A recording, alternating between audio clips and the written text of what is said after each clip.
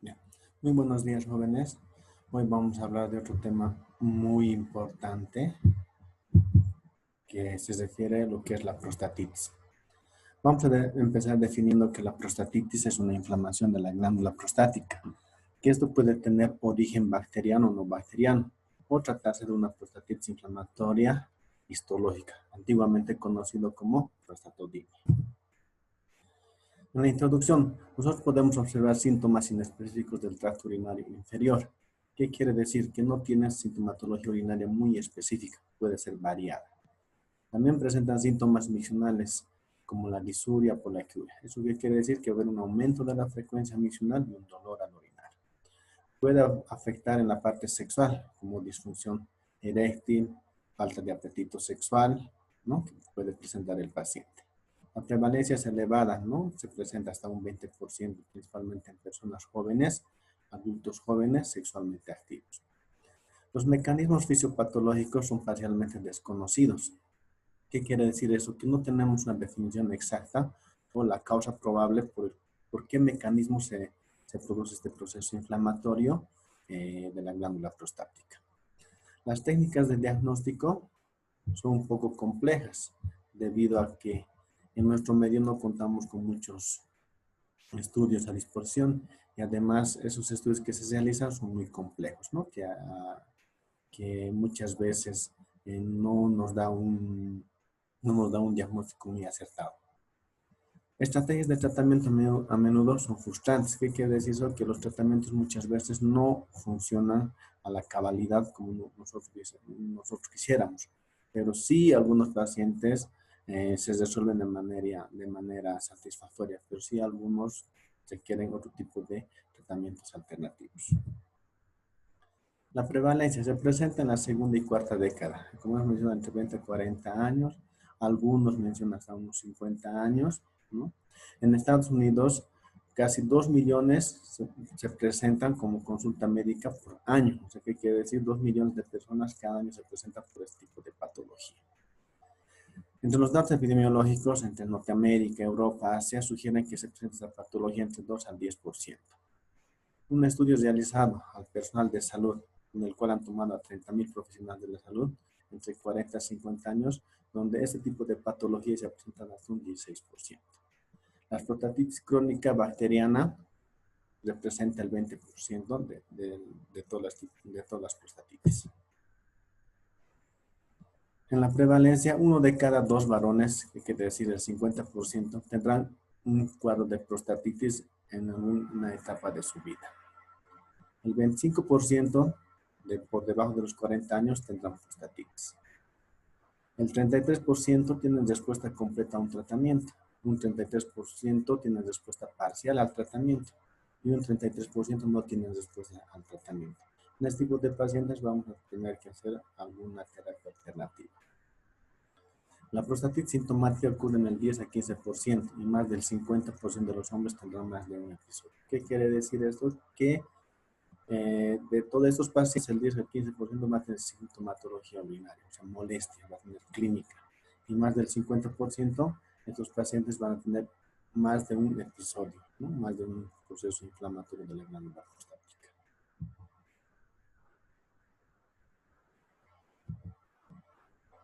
Existía una clasificación, la clasificación de Dries de 1978, la cual clasificaba a la prostatitis bacteriana aguda, la prostatitis bacteriana crónica, la prostatitis crónica abacteriana y la prostatodemia. Actualmente se maneja la clasificación de 1995 del Instituto Nacional de la Salud, que define la clasificación de la siguiente manera: prostatitis bacteriana aguda, prostatitis bacteriana crónica, síndrome doloroso pélvico crónico, con inflamación y sin inflamación. Y la prostatitis inflamatoria asintomática, también conocida como prostatitis histológica. Entonces, según la clasificación, tenemos el tipo 1, tipo 2, tipo 3 y tipo 4. El tipo 3 con su clasificación A3 y AB, con inflamación y sin inflamación. El tipo 1 representa la prostatitis bacteriana aguda, que afecta a tan solo un lóbulo de la glándula prostática. Se debe principalmente a procesos infecciosos del tracto urinario inferior. ¿Ya? Y generalmente es producido por gérmenes gram negativos. En este caso, generalmente es producido por la Escherichia coli. Si este proceso infeccioso persiste, puede conllevarnos a una prostatitis bacteriana crónica, que se debe a infecciones recurrentes. El tipo 2 se refiere el tipo 3, perdón, se refiere al síndrome doloroso pélvico crónico, que tiene que tener un cuadro mayor a 3 meses. Los cultivos de orina, cultivos de semen, cultivos prostáticos generalmente son negativos. Y su signo sintomatología es intermitente. El tipo 2, el diagnóstico se hace generalmente eh, por estudios como la biopsia, los cultivos, donde solamente se pueden presentar leucocitos, o sea, un proceso inflamatorio, y el paciente es asintomático. Una diferencia entre la sintomatología de las diferentes prostatitis. En la aguda, como es un cuadro agudo, la aparición va a ser brusca. En el tipo 2 va a ser de manera gradual, en el tipo 3 va a ser atenuada. En el tipo 1 puede presentarse fiebre, como en todo proceso agudo. En el tipo 2 febrículas, en el tipo 3 va a haber ausencia. Dolor. En el tipo 1 va a haber dolor al eyacular, dolor al orinar, dolor entre el ano y las bolsas escrotales, puede afectar uno o ambos testículos. En el tipo 2, de la misma manera, ver todas esas sintomatología, además va a haber dolor en la región lumbar. Y en el tipo 3 puede haber dolor en la región perineal y lumbar de manera intermitente. La hemospermia va a estar ausente en el tipo 1, presente en el tipo 2. La hemospermia se refiere a la presencia de sangre en el seno. Las alteraciones misionales que va a presentar, como todo proceso agudo, ¿no? Disuria, poliacuria, imperiosidad para la micción, incontinencia, puede presentarse la orina turbia o con sangre, ¿no? Y en el tipo 2 va a haber poliacuria y disuria. En el tipo 3 no va a haber sintomatología. Una cosa muy característica también que se presenta en el cuadro agudo es una secreción mucurulenta por la uretra, que puede confundir con una uretritis gonocócica o una uretritis no gonocócica. En cambio, en el tipo 2 va a haber también una secreción, pero una secreción blanquecina, transparente, como una gota matinal. Como hemos mencionado la fisiopatología, en este caso la patogenia, no tenemos muy claro por el motivo por el cual se produce este proceso inflamatorio, pero se menciona que se produce por disfunciones vesicuretrales. ¿Qué quiere decir? Hay una descoordinancia entre la vejiga y el esfínter externo. Para la vejiga va a producir una contracción, va a aumentar su presión para poder evacuar la orina. En cambio, la uretra va a ser de la misma manera, va a hacer resistencia. Por consiguiente, a nivel de la uretra prostática va a haber un aumento de presión. Por consiguiente, a través del utrículo prostático va a haber reflujo ductal intraprostático. ¿Qué quiere decir? A través del utrículo va a progresar el proceso infeccioso. En este caso va a ser por medio de la orina. Va a haber trastornos autoinmunes, que quiere decir no va a haber una buena respuesta inmunológica, entonces va a seguir progresando el proceso infeccioso. Alteraciones químicas, sabemos que la orina tiene sus famosos uratos, los uratos que son depósitos, ¿no? De sodio, potasio, calcio, magnesio, ¿no? Que predisponen también al proceso inflamatorio infeccioso. Trastornos neuromusculares, generalmente por neuropatías periféricas, que hay alteración en la parte muscular y la parte neurológica. Bacteriológica se debe principalmente al agente causal, ¿no? En este caso, el agente principal, como mencioné tanto en el aguda como en el crónico, es la Escherichia coli. ¿Y de dónde viene la Escherichia coli? Principalmente de las heces fecales. Aquí tenemos una tabla de los diferentes agentes etiológicos, tanto en la aguda como en la crónica. Ya tenemos como principal de Escherichia coli, lo mismo en la crónica, que es responsable de un 80%. Además tenemos el Proteus mirabilis, la Klebsiella aeruginosa, Enterobacter, Staphylococcus aureus, ¿no? Podemos describir todas acá, como pueden ver en la imagen, ¿no? Existen también patógenos raros, entre los cuales podemos observar la Salmonella, la gonorrea, la micobacteria, ¿no? Aquí igual existen la cándida, la Mycobacterium tuberculosis, ya, Listoplasma capsulatum, ¿no? Una serie de bacterias raras. También existen organismos de significado dudoso, ¿no? Si en estos cultivos y antibiogramas actuales, como cultivo de sangre, cultivo de orina, cultivo post-masaje prostático, no logramos encontrar, no logramos encontrar ningún agente bacteriano, tenemos que ir a buscar otro tipo de agentes bacterianos, como la clamidia, el micoplasma, el uroplasma, ¿no? Aquí pedimos inmunoglobulinas. ¿Qué quiere decir? La IgG, IgM, IgA, para diferentes bacterias. La prostatitis aguda bacteriana, como su nombre lo dice, es un proceso agudo que provoca inflamación aguda, supurada del parénquima prostático, producido por bacilos gram negativos. Mencionamos que la agente causal más principal es la Escherichia coli. ¿Ya?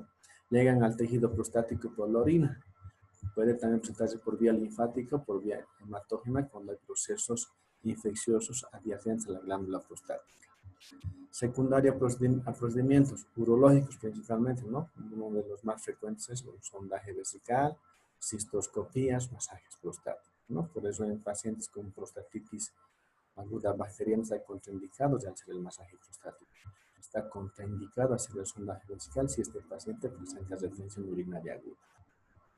A nivel histológico o morfológico, la glándula prostática se evidencia edema, congestión vascular.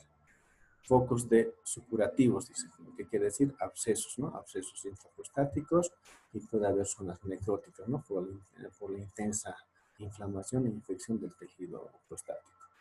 Además, vemos infiltrados de polimorfos nucleares, neutrófilos en el estroma y en las glándulas prostáticas. Son células inflamatorias. En la clínica, como todo proceso agudo, va a presentar disuria, poliaguria, urgencia misional, dolor del pene, dolor en la región perineal. Puede estar acompañado de fiebre, escalofríos, inclusive estado nauseoso. Los signos: en el tracto rectal, la próstata puede ser dolorosa y caliente, que quiere decir aumentado de temperatura.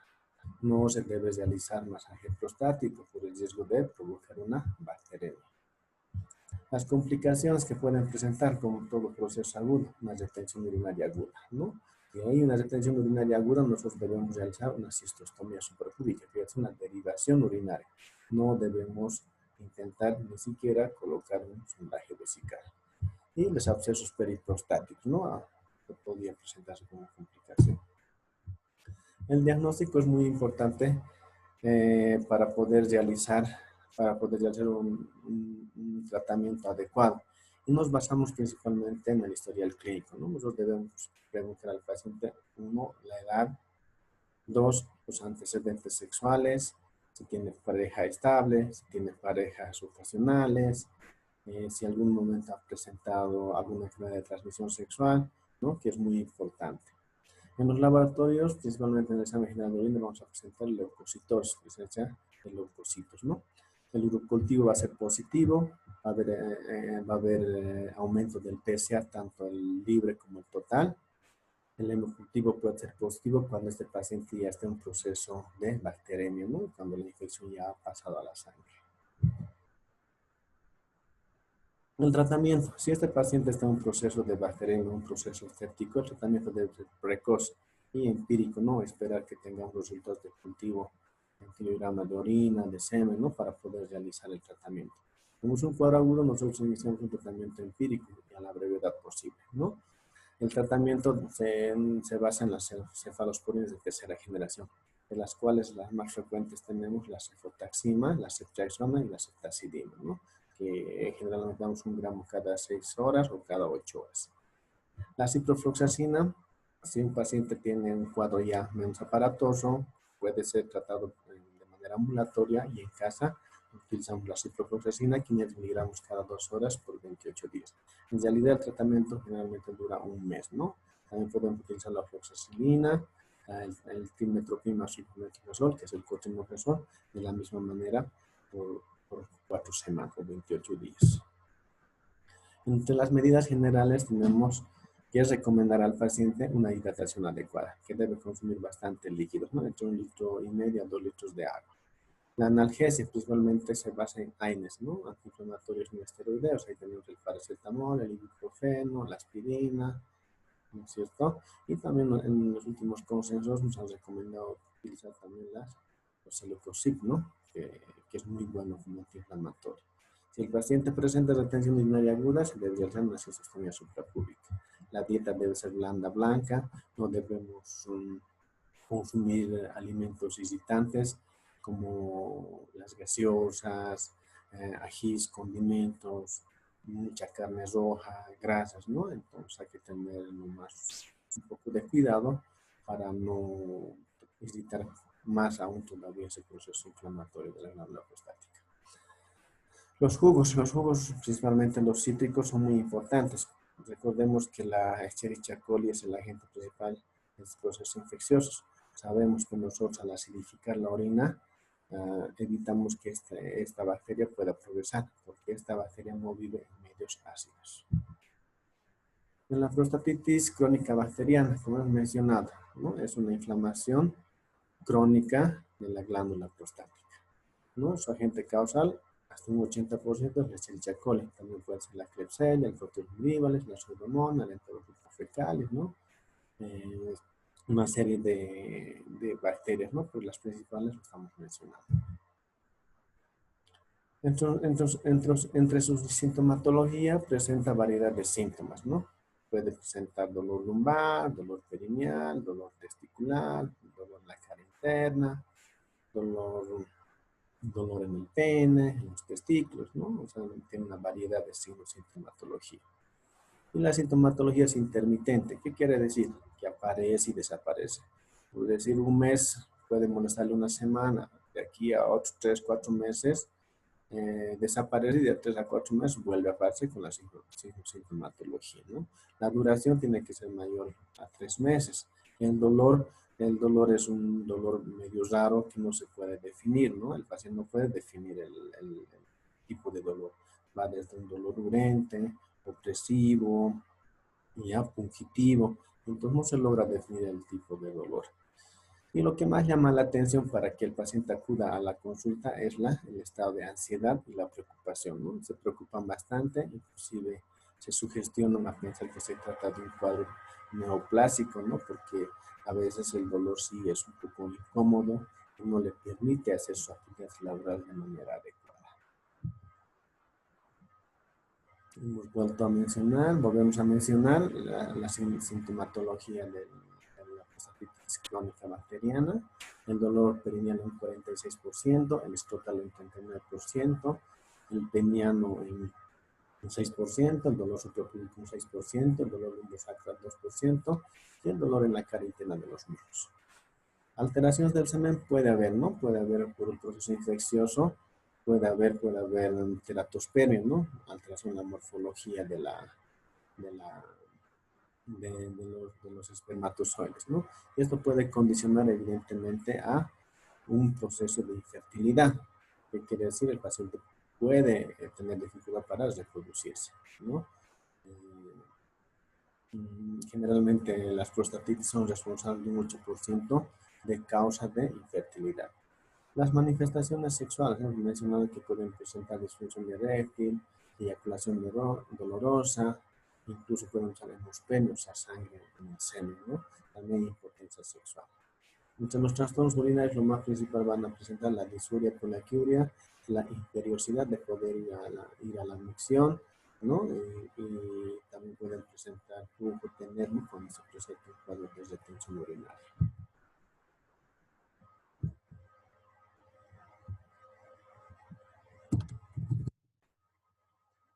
Y aquí podemos observar gráficamente los sectores donde se evidencia el dolor, ¿no? El dolor suprapúbico, el dolor en la cara interna, el dolor a nivel del pene, del testículo, entonces a nivel de la región lumbosacra, ¿no? Podemos observar más gráficamente.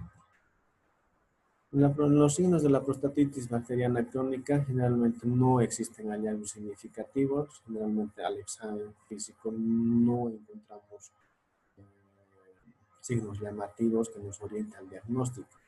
El diagnóstico generalmente en este tipo de pacientes se hace por la sintomatología que refiere el paciente. En el tracto rectal generalmente es normal, puede estar ligeramente congestiva, con leve dolor. Rara vez hay hematuria inicial o terminal, la hemospermia y el exudado uretral que pueden presentarse, ¿no? O sea, el semen puede estar con presencia de sangre, el exudado uretral, la gotita matinal, o sea, una secreción blanquecina transparente, ¿no? De lo más llamativo que podría ser este paciente.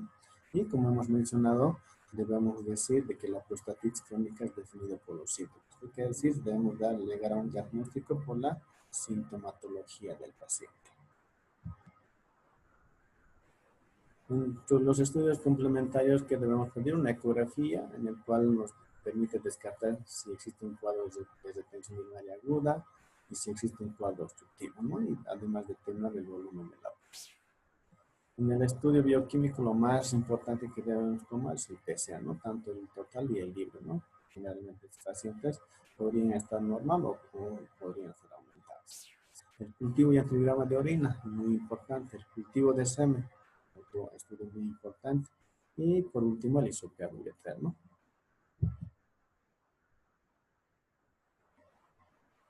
También nosotros hacemos el cultivo fraccionado, ¿no? El cultivo fraccionado también se llama cultivo de Stamen, ¿no?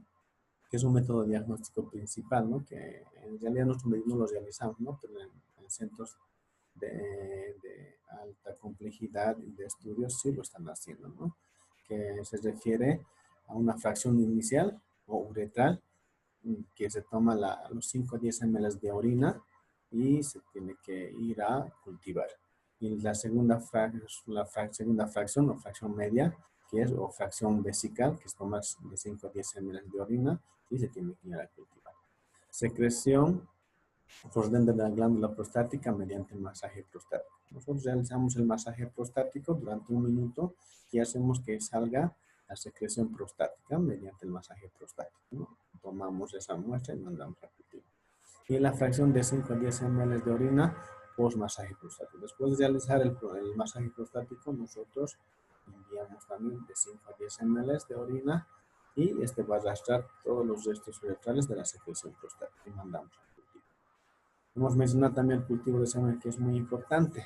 Aunque el paciente no tenga sintomatología, se ha visto que en el cultivo de semen hasta un 50% se evidencia agentes bacterianos.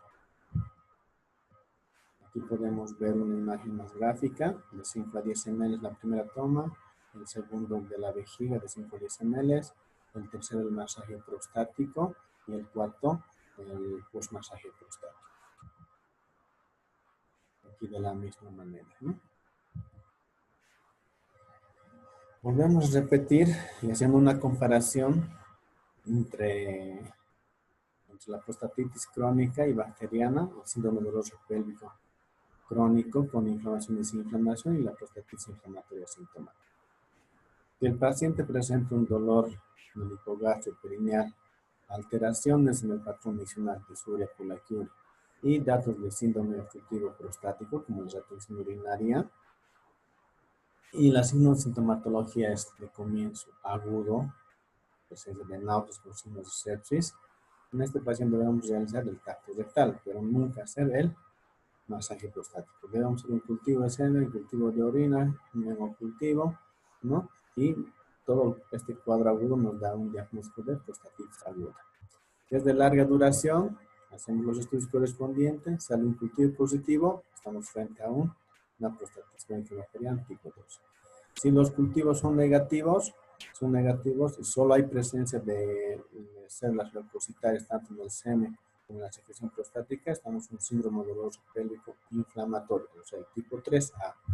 Y si el cultivo es negativo y no evidenciamos células inflamatorias en los estudios que vamos a realizar, estamos frente a un síndrome doloroso pélvico tipo 3B sin inflamación. Y ausencia de signos de sintomatología y con presencia de leucocitos en el semen, secreción prostática y en la biopsia prostática, estamos frente a una prostatitis inflamatoria asintomática tipo 4. El tratamiento de la prostatitis crónica es similar a la prostatitis aguda. Utilizamos el cotrimoxazol de 960 mg cada 12 horas por 12 semanas. En realidad el tratamiento muchas veces varía desde un mes hasta 3 meses, inclusive hasta 6 meses. Pero nosotros manejamos un estándar de tratamiento entre un mes y medio, ¿no? En la prostatitis crónica bacteriana. Están la ciprofloxacina, la levofloxacina, la doxiciclina. Aquí hay un medicamento muy importante que debemos utilizar en las prostatitis crónicas, son los alfa bloqueantes, ¿no? El principal que utilizamos es la amoxicilina. Aparte también tenemos la terazoxina, la prazoxina, la doxazocina, ¿no es cierto? Que son vasodilatadores.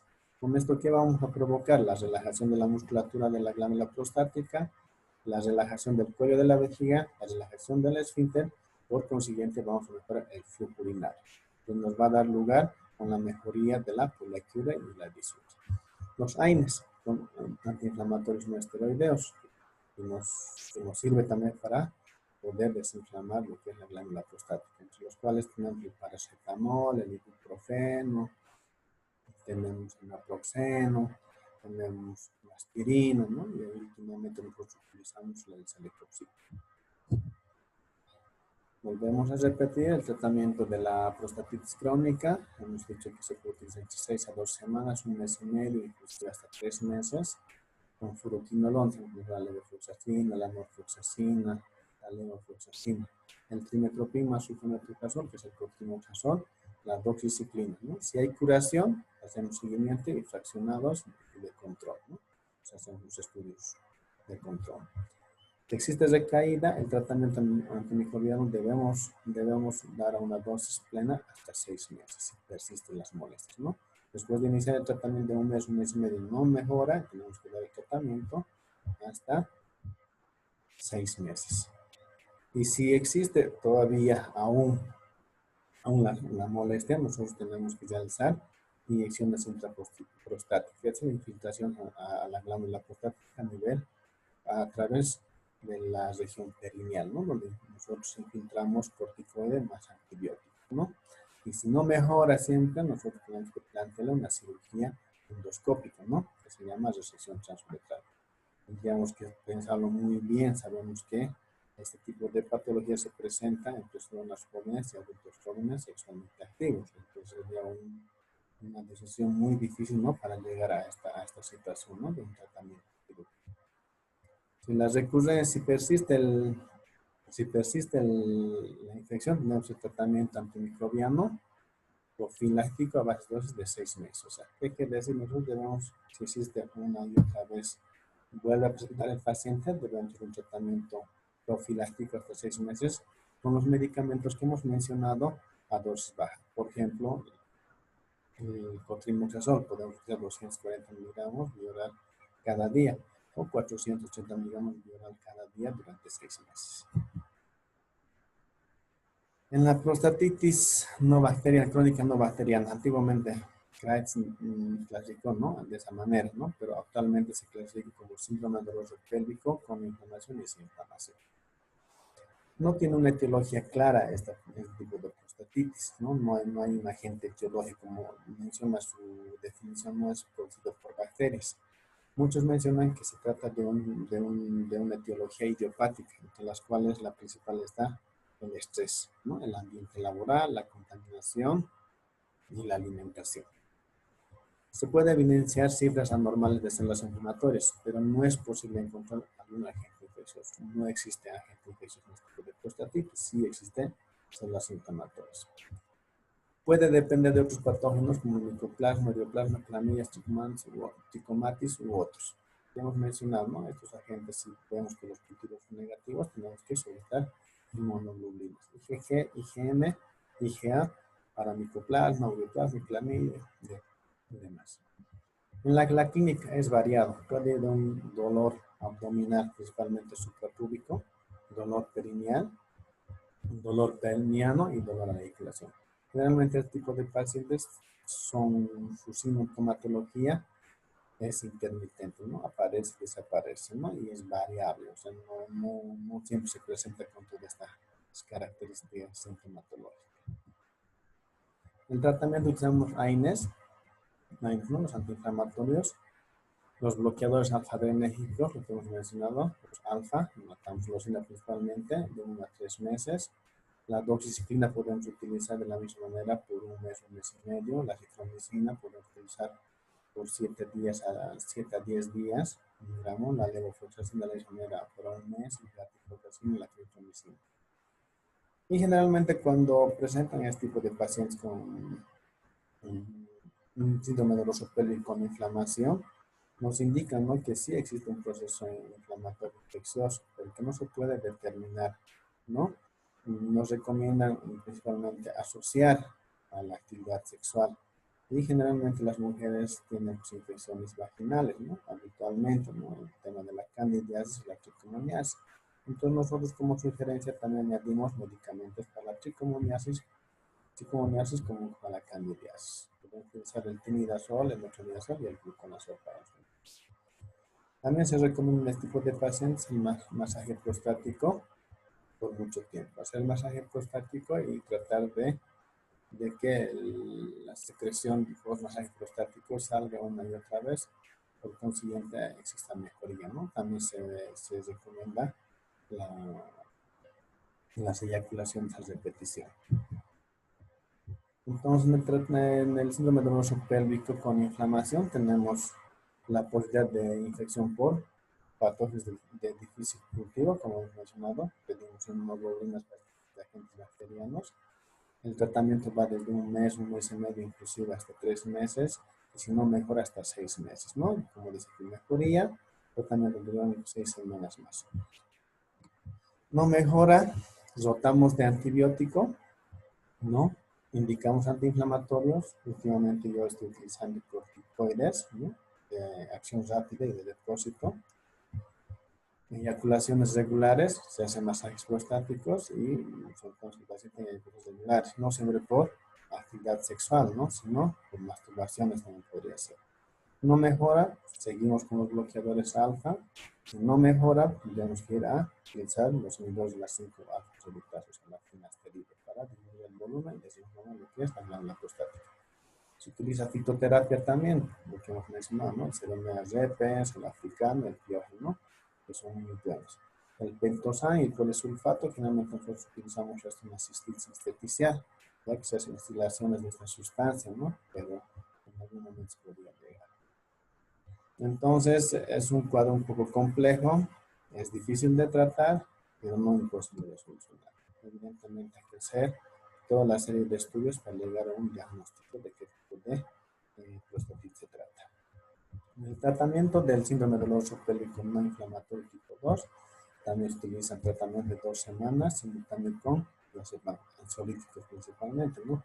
Como no hay un agente infeccioso, nosotros recomendamos dar ansiolíticos, ¿no? En la noche podemos darle el Neuril, 0,5 miligramos cada noche. Bloqueadores alfa, la tamsulosina, ¿no?, y analgésicos opiáceos. En este caso podemos usar el tramadol, que es un poquito más fuerte, ¿no? Si existe mejoría, debemos cambiar el tramadol por los AINES, ¿no? Sea paracetamol, ibuprofeno, diclofenac y demás, ¿no? El celofuxib, de la misma manera. Utilizamos el diazepam, continuamos, ya se mantienen los bloqueadores alfa por 3 meses, o sea, también es largo, ¿no? Y si no mejora, hacemos biorretroalimentación, electroestimulación del piso pélvico. La prostatitis inflamatoria asintomática, como hemos mencionado, es un proceso inflamatorio asintomático. La consulta generalmente viene al paciente por referir sintomatología de hiperplasia de próstata. El PSA puede estar elevado, ¿ya? Estudios con presencia de células inflamatorias. O sea, el paciente no va a tener ninguna sintomatología, pero los estudios que vamos a realizar, el cultivo de semen, el cultivo de orina, el cultivo post masaje prostático, la biopsia o la pieza operatoria, va a haber presencia de células inflamatorias, ¿no? Polimorfos nucleares principalmente y los neutrófilos, además. No existe un tratamiento específico. Han mencionado dar ansiolíticos, alfa bloqueantes, ¿ya? Y dar derivados de los opiáceos, ¿no? O si no, dar también el tema de los AINES, ¿no? Bueno, jóvenes, gracias. Mañana nos vemos. Cualquier duda que tengan, tienen que comunicar y mañana hacer las preguntas respectivas de acuerdo al tema que hoy estamos avanzando.